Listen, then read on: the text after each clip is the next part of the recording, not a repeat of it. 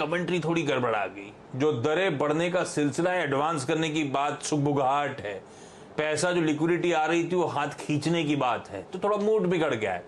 तो कच्चा तेल हो, सोना हो या हमारे इक्विटीज हो, सब में एक सेल ऑफ है, सब में वॉलेटिलिटी है, सब में अनसर्टेनिटी है, और अनसर्टेनिटी बाजार को पसंद नहीं आती। 3/4% के दबाव के साथ निफ्टी में इस समय कामकाज होता हुआ, हालांकि एक समय 240 अंक निफ्टी नीचे चला गया था। शुरुआत ठीक ठाक हुई थी, उसके बाद लगातार सेल ऑफ आया था, तो एक समय 240 अंक नीचे थे। अब वहां से आधी तो रिकवरी हमने कर ली है, ये हाईलाइट है समझ लीजिए इस समय की। ऐसे ही निफ्टी बैंक, हालांकि निफ्टी बैंक वीक है, 1.25% से ज्यादा की कमजोरी, अंडर परफॉर्म कर रहा है। और वैसे आज सुबह ही मैं आप लोग को हाईलाइट कर रहा था कि निफ्टी बैंक की अंडर परफॉर्मेंस ज्यादा है, रह रहे कि अच्छी खासी बिकवाली निफ्टी बैंक में आ रही है। खैर, निफ्टी बैंक भी एक समय 700 पॉइंट नीचे था, अभी 450 पॉइंट नीचे है, तो लोअर से सुधरे हैं, लेकिन अंडर परफॉर्मेंस कंटिन्यू होती हुई। मेटल्स हो, कमोडिटीज हो, पावर स्टॉक्स जो बड़े पावरफुल प्रदर्शन दिखा रहे थे, ये वो पॉकेट्स है बैंक्स के अलावा जो दबाव बना रही हैं। कोई पॉकेट मीनिंगफुल गेन्स में नहीं है। Sectoral pocket, FMCG, pharma flat है, इन ग्रीन होंगे लेकिन एकदम फ्लैट है, कोई मीनिंगफुल कंट्रीब्यूशन नहीं आ रहा है। और ब्रॉडर मार्केट्स का पेन आपको स्क्रीन पे समझ में आएगा जब मैं एडवांस डिक्लाइन दिखाऊंगा। डॉक्टर साहब लेकर आइए लकीर। 1:4 से ज्यादा बिगड़ा हुआ रेशियो है। 1:4 मतलब हो गया 80% से ज्यादा शेयर्स इस समय लाल निशान, जितने शेयर ट्रेड हो रहे हैं 80% प्लस इन रेड, कमजोरी के साथ, दबाव के साथ, तो थोड़ा सा मूड बिगड़ा है।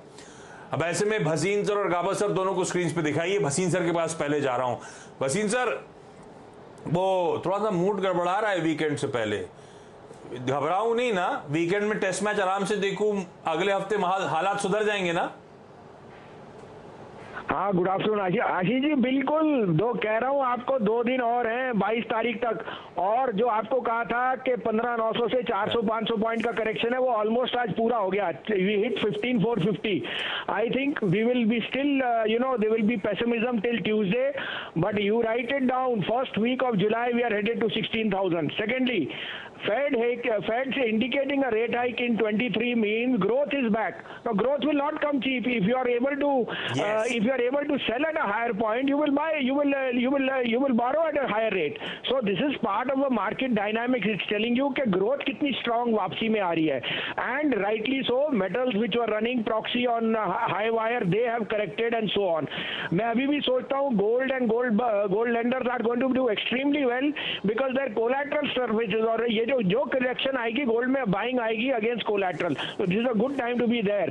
अब मैं 2-3 नाम लूंगा, लेकिन आशीष जी बिकॉज वॉलेटिलिटी है, स्टॉप लॉसेस भी हो रहे हैं, आप इनका पोर्टफोलियो बनाइए, और मानिए अगले 10 दिन के लिए बनाएंगे अगर आप सिप करके, तो जुलाई 7 के बाद आप बोलोगे we are laughing our way to the bank. आप कहें तो मैं शुरू करूं?